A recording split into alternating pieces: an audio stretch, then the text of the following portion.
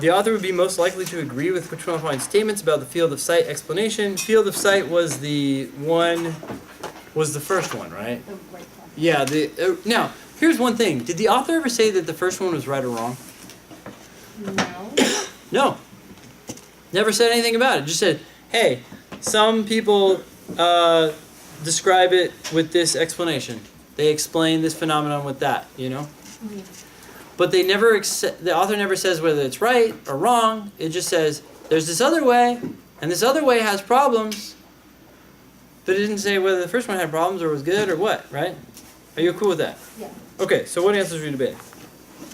I see now I see is wrong, but I chose C because I thought the entire explanation of the front to back explanation was about the point of view.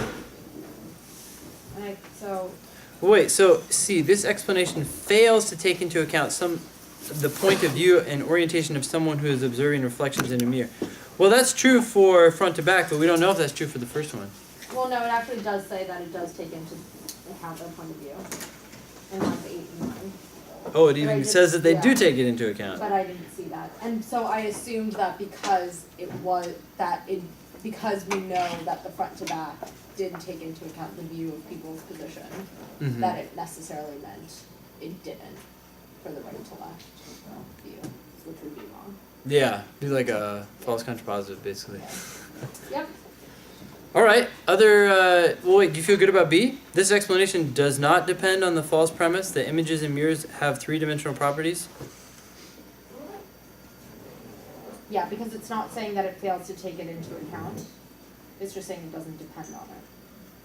Right? It does not depend on the second one. Did depend on it, and that was the problem with it. Yeah. But this one doesn't.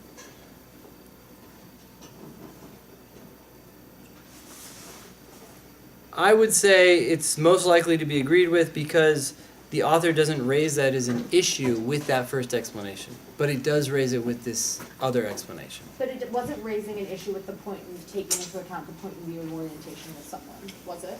I think that's where I got confused, because I thought that that's what it was having a problem with. What was having a problem with what?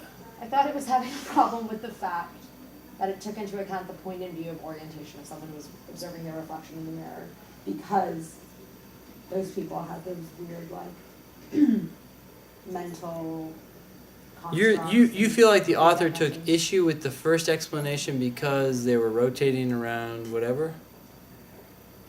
The axis? No, I thought it took issue with the second. Yes. With The second front to one, back one, the second one. because it too heavily emphasized the point of view of a person looking in the mirror.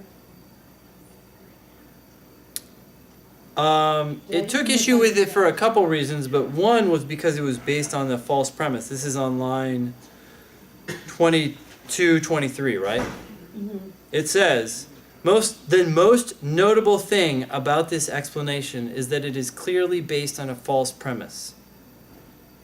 The fact that that's the most notable thing about this explanation suggests that is not true for the original explanation. Otherwise, this would not be such a notable thing for the second explanation, because it would be true about the other explanation as well. Okay. Right? And you'd be like, why didn't you mention that for the first one if that's the most notable problem with the second one? Right. Okay. I get it. And that's the false premise, Is the three-dimensional. is the three-dimensional thing. Yep. That makes sense. Cool. What's Thank the you. Ben? Could you go over number 18?